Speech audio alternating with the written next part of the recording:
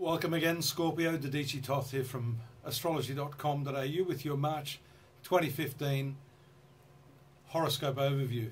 And for most of us, and I always say us because I am a Scorpio too, that retrogression of Jupiter in the career sector is still playing havoc with a lot of us. It doesn't mean it's disastrous, it just simply means that a lot of our plans to push forward our professional objectives have been held up and held up and held up. And in a strange sort of way, the expansion of our dreams is still on track, but the retrograde planets often give us an opportunity to go back over what we've done and to realize that maybe we could have done that better. So it is a process of refinement right now. And I have a sense that the full moon on the 6th, which is in Virgo, the 11th house of the fulfillment of our desires, is a very, very fortuitous date, along with the new moon, which occurs on the 20th. The full moon in the 11th house, as well as relating to our financial sort of income, along with the 2nd house. The 11th house is more to do with our business profits. The 11th house has much to do with the fulfillment of our life objectives. It's one's desire. So having the full moon there, and the moon for us, for the sign of Scorpio, is ruling the 9th house, the best spiritual house, a house of past karma. So that's coming to bear upon this 11th house. So your life desire, your dream can be fulfilled. Friendships, because the 11th house is friendships, can shine at this time, particularly female friends, and that goes for men or women alike, because the moon is a female planet and Virgo is a female sign.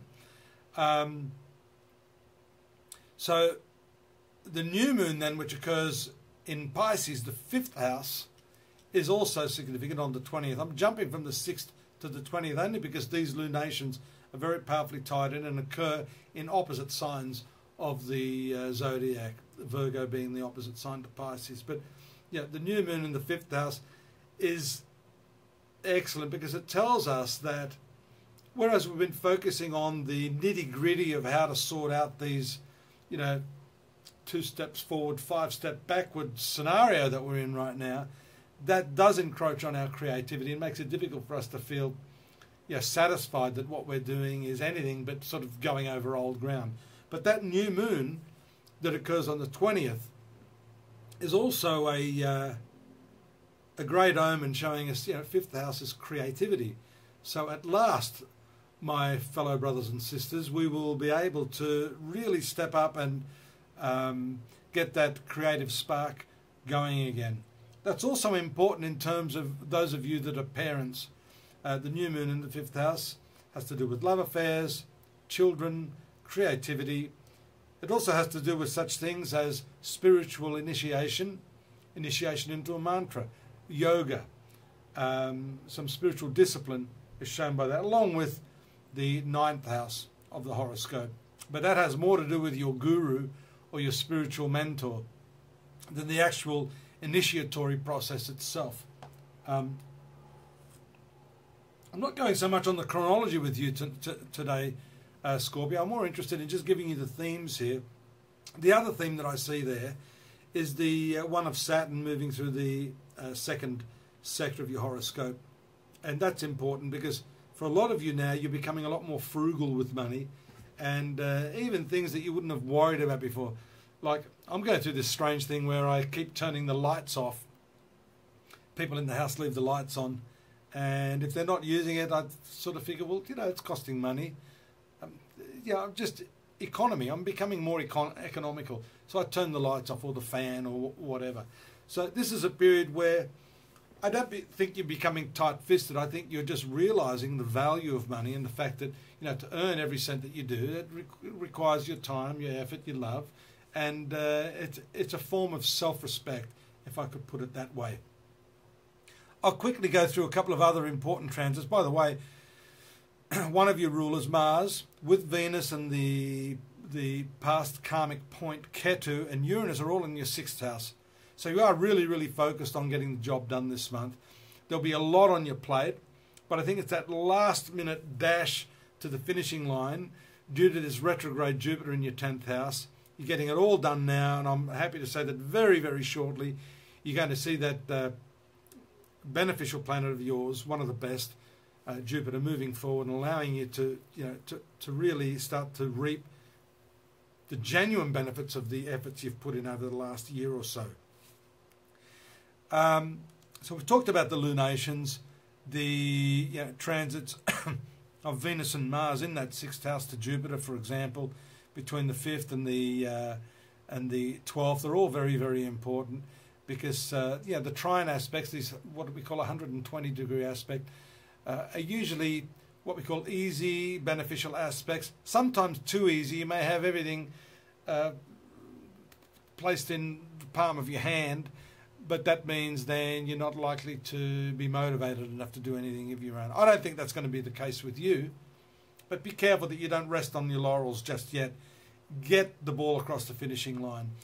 The position of Mercury moving to the 5th house on the 13th, and then Venus to the 7th house on the 17th are both very important for your personal relationships. Those of you that have been bogged down, finding it frustrating, feeling your relationships are a little lackluster, I can assure you that after the 13th, and then again more prominently after the 20th, your relationships will definitely start to pick up, and this is a time when you can really start to enjoy that intimacy with the person you love. For those of you that aren't in a relationship, the movement of Mercury into the 5th house is lovely. It makes you curious about love. It makes you playful. It gives you the desire to go to cinemas, dances, discos, and to really get into the swing of entertainment this month. Sun moving into the 6th house. We mentioned the new moon taking place there on the 20th.